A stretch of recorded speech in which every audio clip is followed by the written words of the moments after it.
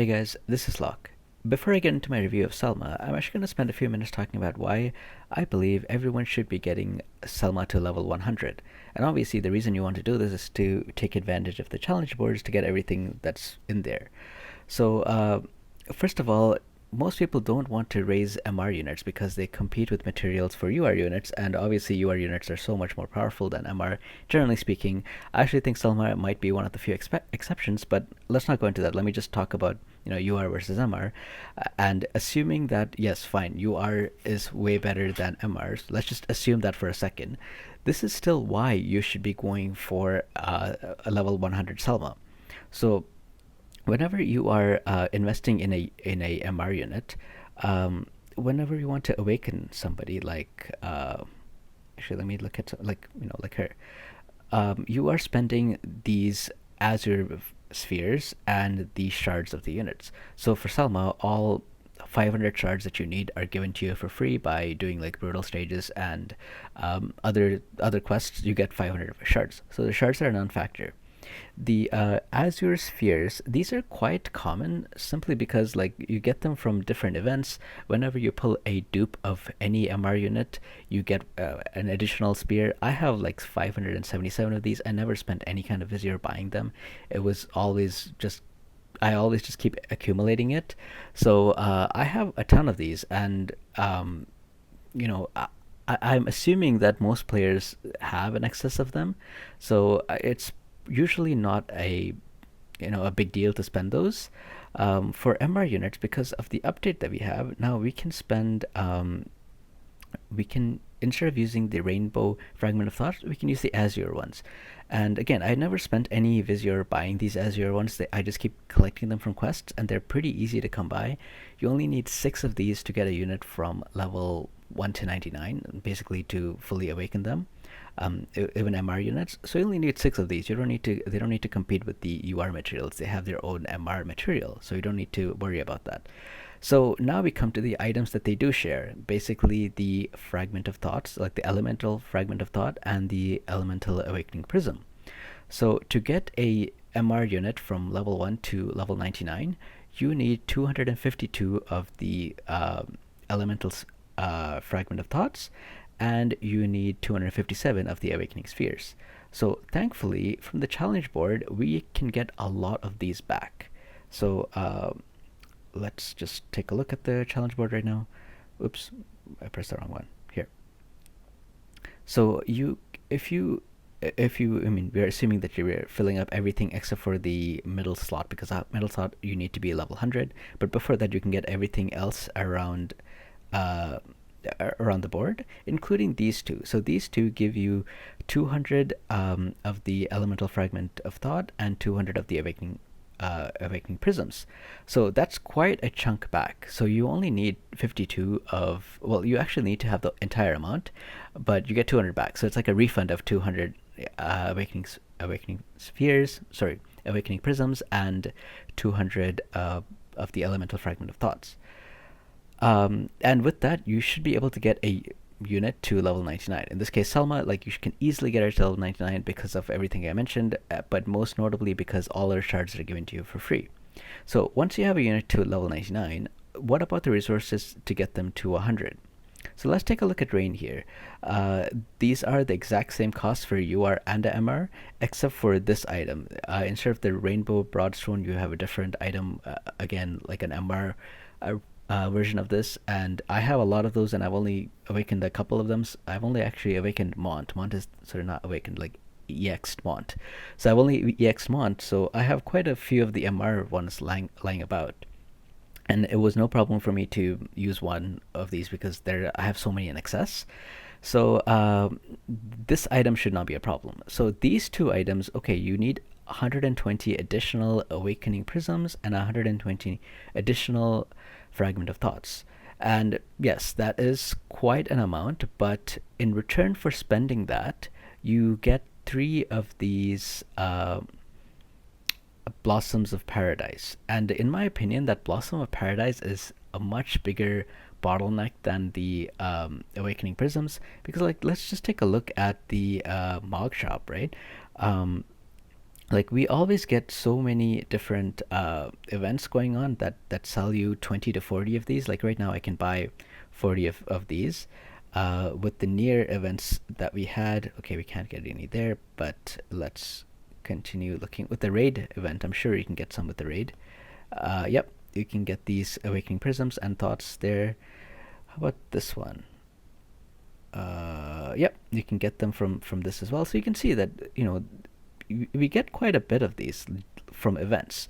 Um, the Blossom of Paradise is a lot more limited. We get one here. We get I guess do we even have one here? Yeah, okay, we get one here. So we get two. It's a lot more limited, and we can farm 40 of these, 20 to 40 of these for different elements, and you can convert them. Like I wouldn't advise converting them right now, but still, like if you really need one of a very specific element, you can buy like all of these for all the different elements and then convert them or something, right? So I usually find that I have so many more of these than I do the Blossom of Paradise. So for me, it's such a good deal to trade 120 of the Fragment of Thoughts, the Elemental Fragment of Thought, and 120 of the Awakening Prisms to get back three of the uh, Blossom of Paradise. So with that, you should have 400 more Mind Spheres to potentially get her up to 120 whenever you want to. But you can at least get her to a level 100 with this. And in my opinion, I think like everybody except for like the newest of players maybe should be doing this because she is a very powerful unit. But even ignoring how good she is, like this is a 120 unit which is 60 cost that's basically given to you, and so much of her resources are being refunded to you.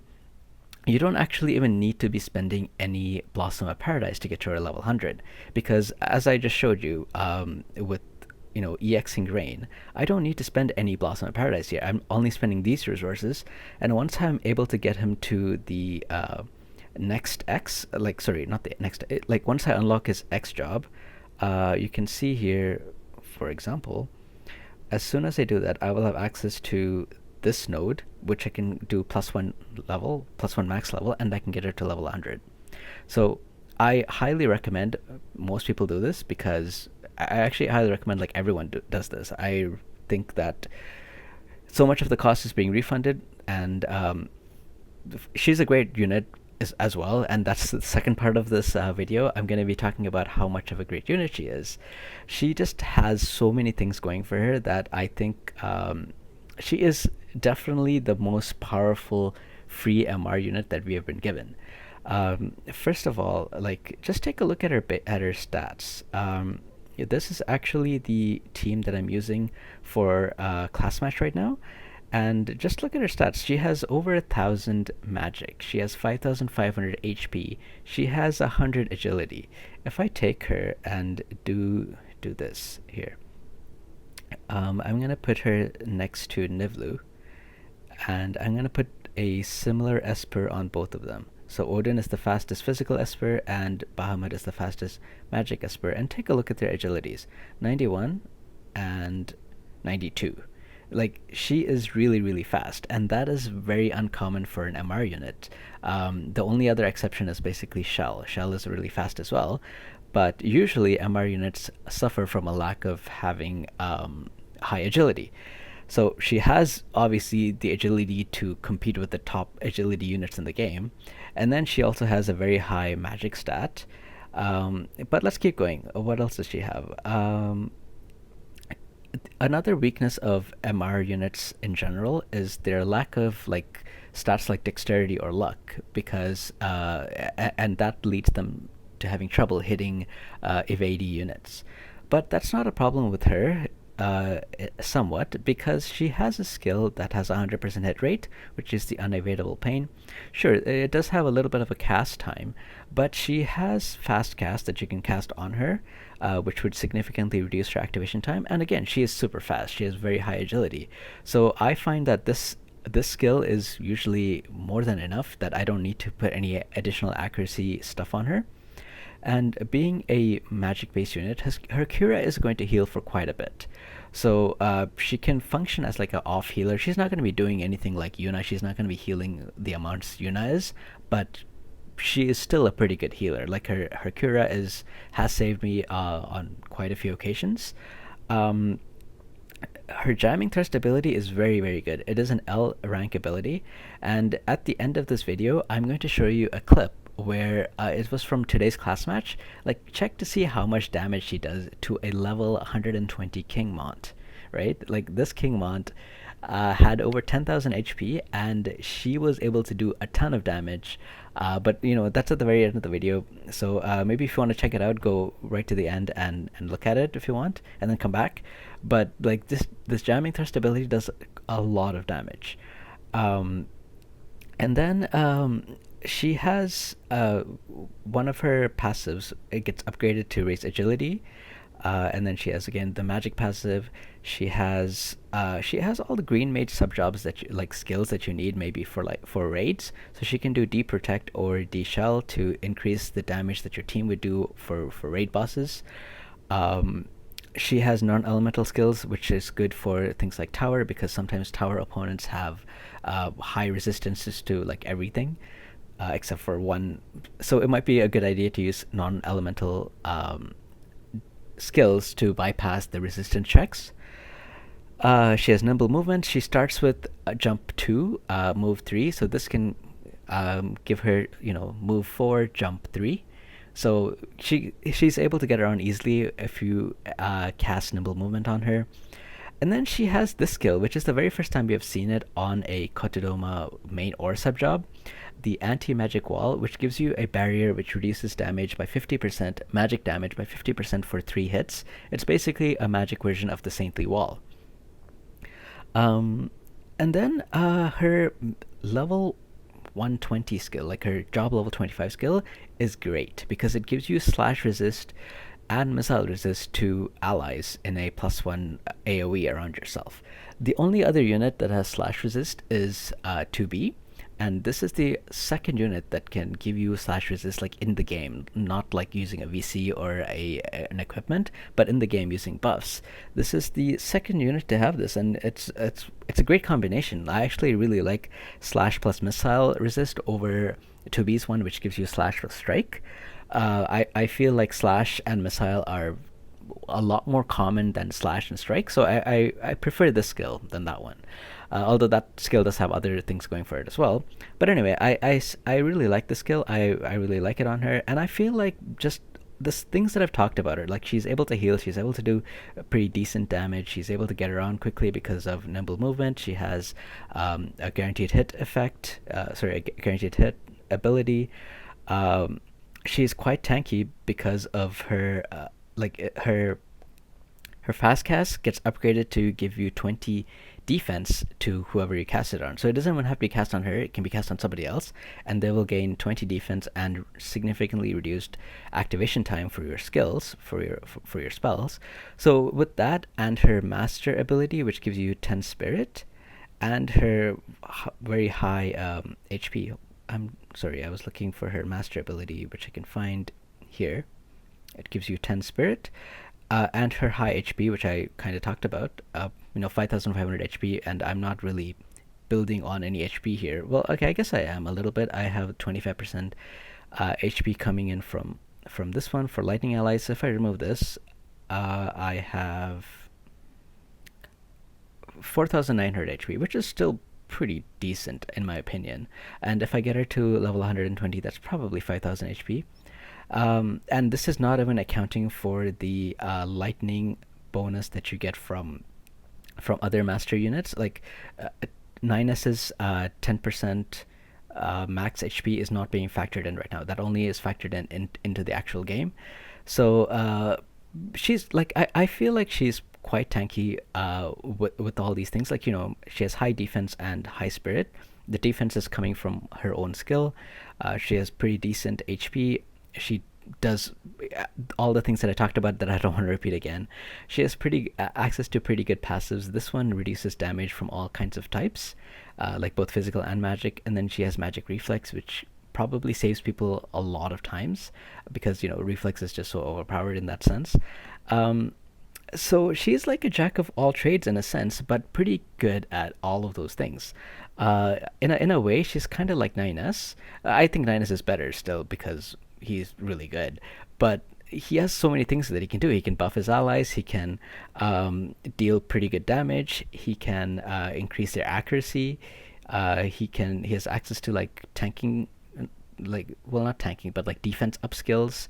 So he's pretty, he's an all-around good unit, and I kind of feel like Selma is the MR version of that.